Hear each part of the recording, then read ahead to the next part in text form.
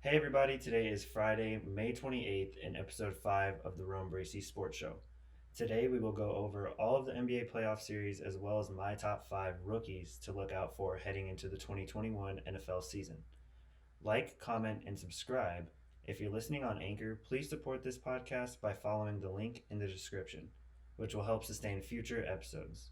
Listen to audio only versions on Spotify and Apple Podcasts by searching my name, Romello Bracy. The question of the day today is, why did you pick the Clippers and do you still see them winning being down 0-2? So I picked the Clippers because I thought they would be able to stop the Mavs at least a few times defensively. They've got two of the more elite perimeter defenders in Kawhi Leonard and Paul George. So I thought they would be able to kind of shut down Luka if, push came to shove, put Kawhi on him and he would clamp him down. But 2 games into the series, Luka is kind of doing whatever he wants, whoever's guarding him, and they have no answers. Porzingis is doing pretty good, probably the third option at this point, but um, Tim Hardaway Jr. comes with 28 points as well. They're not going to lose when they're scoring that much. And that being said, the Mavericks offense is actually historic. I think third all time in points per game, and they can really score the basketball. But I know they do struggle defensively, which is why I thought the Clippers would be able to take advantage in this series. And I know they are down 0-2, but I am still going to pick the Clippers, which is crazy. But I still believe that they had to have learned from last year, from choking in the bubble. All this pressure. I'd have to think Kawhi and Rondo and Paul George can get it together and possibly come back from being down 0-2. So yeah, I'm still gonna take the Clippers in that series, even though it's tough. Um, but we'll see moving forward. If they go down 3-0, it's probably a done deal. Speaking of being down 3-0, a game that happened last night between the Milwaukee Bucks and the Miami Heat. It was game 3. The Bucks dominated again. It wasn't really close at all, and the Heat are looking like they're going to be heading out just 3 games in. So that's disappointing for a Miami Heat team that we had high expectations for just because of what they did last year in the bubble. I don't know if I would call it a fluke, but this year's team is much different than the team they had last year. Losing Jay Crowder, they're playing a lot of guys that you didn't see in the lineup last year. So Tyler Hero also didn't really make that next step we thought he would, and his minutes are pretty restricted. I thought he would at least average 20 points per game this year. That didn't happen, so the Heat are looking like they're headed out. So Milwaukee might sweep that series, and Milwaukee, on the other hand, just looks phenomenal on all sides of the ball. The addition of Drew Holiday seems to be really paying off, and I really like what they're doing. So moving on to another game that happened last night between the Lakers and the Suns. The Lakers pretty much dominated that game as well. And I think this one just boils down to, is Chris Paul healthy? If Chris Paul isn't healthy, there pretty much is no chance for the Suns. And Rockets fans know this, Clippers fans know this. When you need Chris Paul the most, it seems like he's always injured in the playoffs. And I love Chris Paul, the player. I think he probably could have been in the MVP conversation this year. But when it's time to be healthy, he never is. So um, I've got the Lakers pretty much winning that one in 5, maybe 6. But unless Chris Paul comes back, there's pretty much no chance. There is a bright spot though in this series for Suns fans. I really like what DeAndre Ayton has been able to do with going against Anthony Davis. He's done a really good job. I think he's averaging about 22 and 10 and missing like only 2 shots a game. So DeAndre Ayton looks really good, and he has a promising future ahead of him. Going on to the next series, we have the Nuggets and the Trailblazers that played last night. This one was really tight, and this series is going to be tight, probably going to seven games. The Nuggets end up winning this one 120 to 115, and they lead the series now 2-1. I thought the Trailblazers would be able to win this series, so this is somewhat surprising to me. But this Nuggets team is much better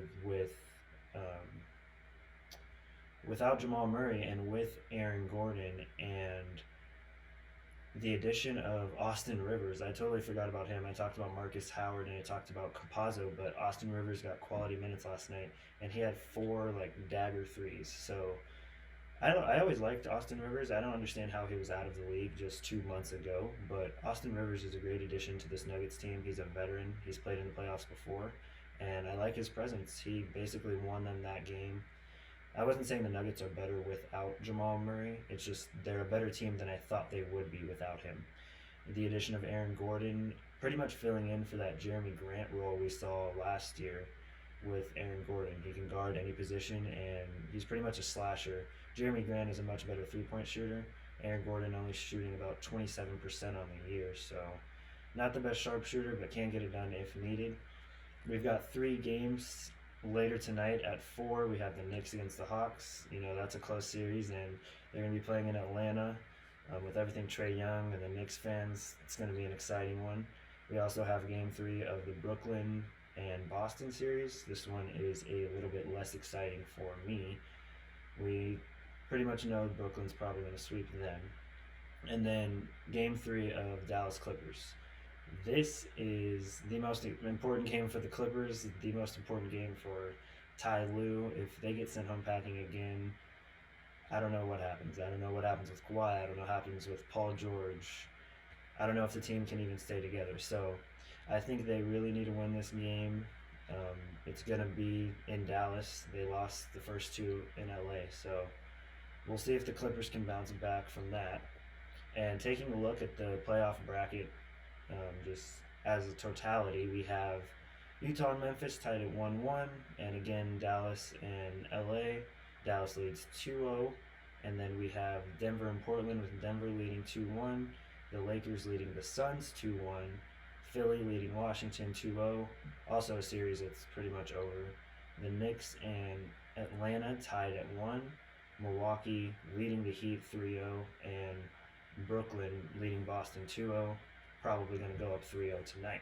So that is an overview of the playoff bracket. We had some NBA awards that were given out as well. The Sixth Man of the Year went to Jordan Clarkson of the Utah Jazz, and I think they got that one right. He averaged 18.4 points per game, and the other 2 finalists for the Sixth Man of the Year award were his teammate Joe Ingles and D. Rose. A lot of people will say D. Rose got snubbed, but I don't think D. Rose did get snubbed here. He's a great player off of the bench, but I would much rather have Jordan Clarkson coming off the bench than D. Rose at this point, personally. I know D. Rose is a dog, and he's overcome so many obstacles, but I think Jordan Clarkson is the right pick for this one. And for the Most Improved Player award that was given out, we've got the New York Knicks and Julius Randle winning that one. So I don't think there's much of a debate there. He made a huge jump this year with the Knicks, went from 27% three-point shooting to 41%, and from 19.5 points per game to 24.1, and really just became the leader of this team.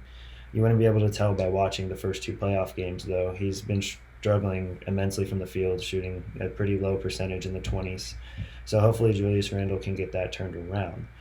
With that being said, I want to give my predictions for the rest of the NBA honors awards. Starting with the Defensive Player of the Year, I think it's got to be Ben Simmons. He has really locked down defensively. He guards the best player of every team against Philly. And I think because him and Embiid are both on the same team, 2 top 5 defenders in the league, and they're on the same team, I think they have a chance against Brooklyn. I think they have the length. I don't think Brooklyn has anyone that can guard Embiid. I think Philly can get stops, so I'm going to go with Ben Simmons for the Defensive Player of the Year award. And my Coach of the Year is going to be Monty Williams of the Suns. What he's done with that Suns team, turning them around with him and Chris Paul, they obviously have nice chemistry together as a team. Seems to be a player coach as well, so easily Monty Williams for me for Coach of the Year. And my MVP is going to be Nikola Jokic. I think the Joker just deserves MVP this year. He's the most durable. He played the most games, so I think that does play into it. I would pick Joel Embiid, but he missed too many games. If he missed 22, 25 games, I don't think you should be in consideration for the MVP.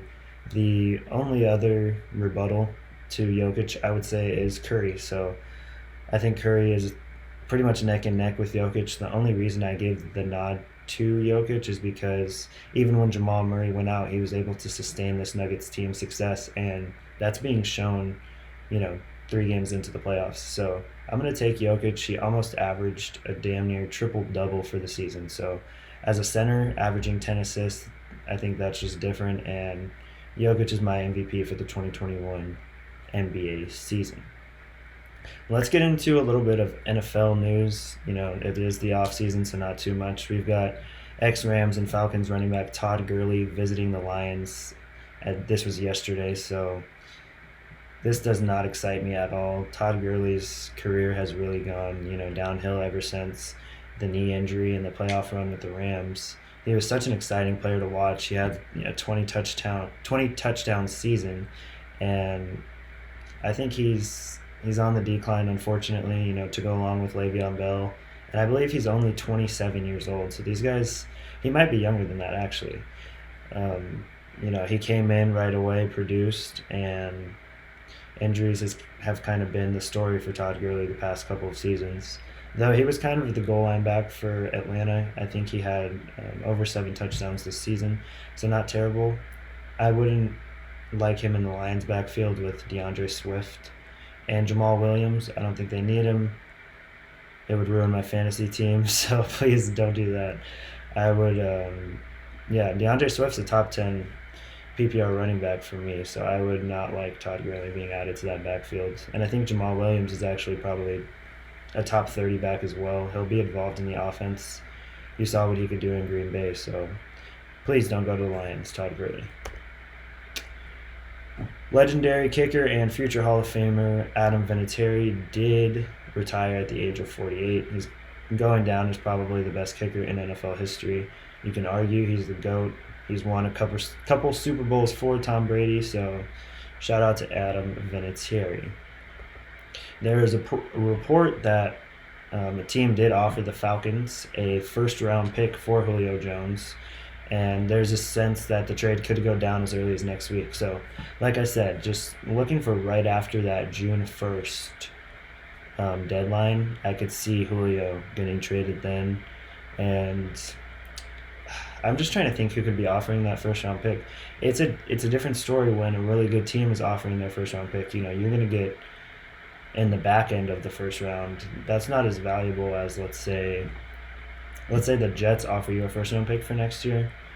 Their first round pick is much more valuable than let's say the Colts. The Colts is going to be in the 20s, probably back of the 20s. The Jets, you're probably getting a top 10 pick there, so you have to consider which team you want to accept it for. It is said that he wants to be traded in the AFC, or he doesn't want to be traded in the AFC. The team wants to trade him to the AFC. They prefer not to keep him in the NFC, which I totally understand, but we'll see if a deal can get done. I see, like I said, my top 2 destinations in the AFC, I've got the Colts, I've got the Tennessee Titans, so we will see. This is a tweet from Dianna Russini. It says, as we watch Titans players fiercely recruit Julio Jones on social media, I was told Atlanta has actually had discussions with Tennessee. As of now, they're still talking, but I was told it's a long shot for the Titans to land Julio Jones. So that's kind of my top 3 destination for Julio to land, and Dianna Russini kind of said that's a long shot. So her sources are usually pretty accurate. If he's not going to Tennessee, so maybe the Colts, maybe the Patriots. I'm sure we're going to find out here within the next week. So moving along, I actually want to talk about my top 5 favorite picks of the 2021 NFL Draft. At number 5, we're going to start with Rashod Bateman. And he was my favorite wide receiver prospect that was in the first round this year. I knew he would kind of fall maybe back into the first, possibly into the second round. And that was a pretty good value to me for him. I think he's a complete wide receiver. He's not just a big play guy. He can run routes, and he wins at the line of scrimmage with solid releases. He's not getting jammed at the line. His frame isn't too big. He's 6 foot, 190 pounds, but that's pretty much a standard size for an NFL wide receiver. He runs a 4.39, so he has the speed to take the top off. And in his second full season at Minnesota, he averaged 20.3 yards per catch. And like I said, he can run every route in the route tree and has great ball skills. I would move him up higher in the list if he didn't fall to a team like the Ravens that is so run heavy. He should be able to complement Marquise Brown in a good way and ultimately be the number one receiver, because I think we've been able to see that Marquise Brown is not a number one receiver. He's more of a deep threat option, and he doesn't have too many games where he has over 5 or 6 receptions. So I think Rashod Bateman can be that guy who can be targeted. He's not as big of a frame as, Mark Andrews or anything like that, but I think Lamar will be able to find him open more than often. That being said, I'm going to go on to my next prospect that I love coming in and still love heading into his NFL season and the team. He ends up with the Chicago Bears, round 1, pick 11, Justin Fields. He had all sorts of bad juju coming his way for some reason at the end of the draft season. People talking about his leadership, talking about can he play off of the first read? Does he make more than one read? He doesn't go through his progressions, but he was my second-ranked quarterback all throughout the draft process. So I wouldn't be mad with Justin Fields as my quarterback. I'm a 49ers fan, like I've said every episode probably, but at number 3, if we traded up and that's who we ended up drafting, I wouldn't have been mad. I think if he's in the right system, he can fit it and he can dominate. And I think in Matt Nagy's system, he's going to be a much better fit than Mitch Trubisky. Mitch Trubisky was athletic. He could make some plays, but we know he made some bonehead mistakes from pretty much all the time, actually. I was going to say from time to time, but Trubisky's decision-making was not it. In his first full season as Ohio State's starter, he threw for 41 touchdowns to just 3 interceptions and was a Heisman Trophy finalist. He ended up losing to Clemson that year in the college football playoff, but he got his redemption this year by throwing 6 touchdowns in the college football playoff and blowing Clemson out of the water, and also winning his second straight Big Ten Offensive Player of the Year. He is easily the most mobile quarterback and the most athletic in the class, and presents a durability that teams like. He took a shot in the ribs in that Clemson game that he easily could have just, got out of there, headed to the sideline, but he decided to stay in, and, he ended up throwing for 6 touchdowns, and I think that speaks to his character, and he has an unbelievable amount of experience. Out of all these guys, he probably has the most. He started his freshman year over at Georgia, where he was behind Jake Fromm. He learned from him for a year. Jake Fromm was going to come back the next year, which is why he actually transferred to Ohio State. And I completely understand that. Jake Fromm was Georgia's guy at that point, making college football playoffs, so they stuck with him. But Ohio State finds a diamond in the rough in Justin Fields, and I think the Bears fans are going to be just ecstatic when he steps in. I think he plays by week 5, and you see him in Matt Nagy's offense, and he's going to run it effectively. At number 3, I have Elijah Moore, wide receiver from Ole Miss. He went in round 2, pick 34, and he led the FBS this year with 10.8 receptions and 149 yards per game. He is your typical slot guy. He can run every route in the route tree, and to get him in the second round is pretty nice. He's easily the best slot receiver in the drafts, and he succeeded in the SEC, which had elite corner play. Whenever you're playing Patrick Surtain, J.C. Horn, you've got a new guy getting thrown at you every week, not to mention LSU DBs who are top-notch as well. So Elijah Moore succeeded in, the G League of the NFL, if you will, in the SEC. And he has the ability to push vertical and make contested catches. I've seen pretty much everything in Elijah Moore's bag, and I think getting him in the second round here to help out Zach Wilson is going to be really good. He joins a really young receiving core where he can make an immediate impact with Denzel Mims, but he can become the leader right away. So look out for Elijah Moore, New York Jets. We'll see how he does moving forward. Definitely a Rookie of the Year candidate for me.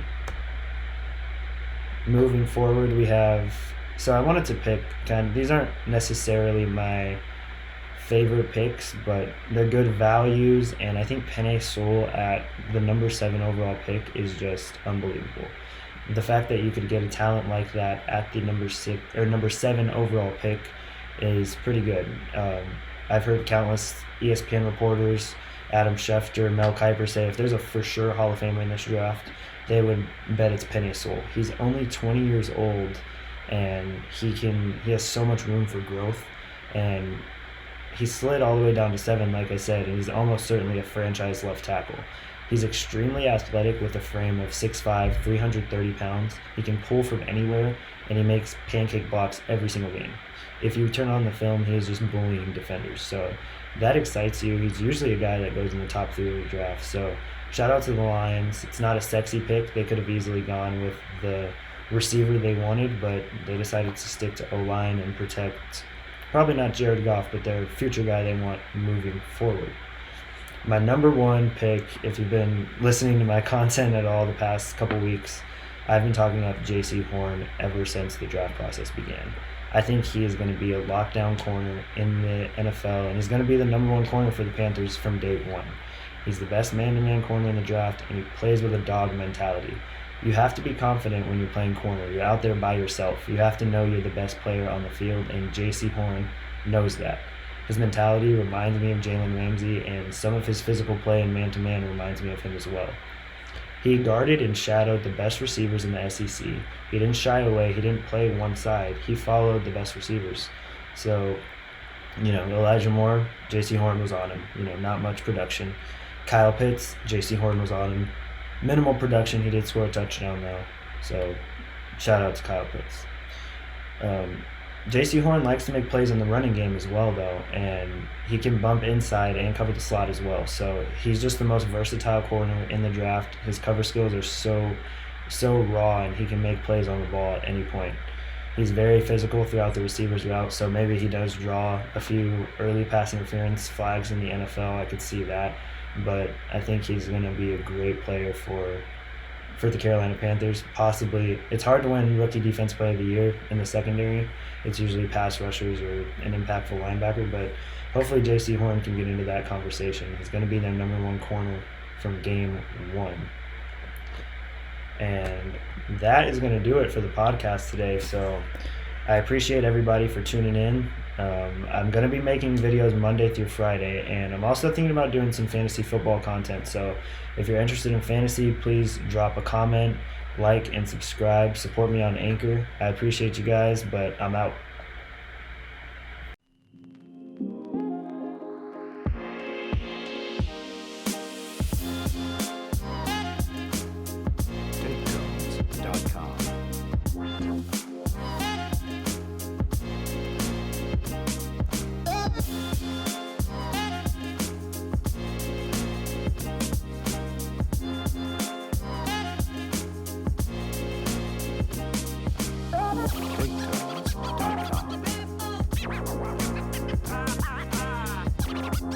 Great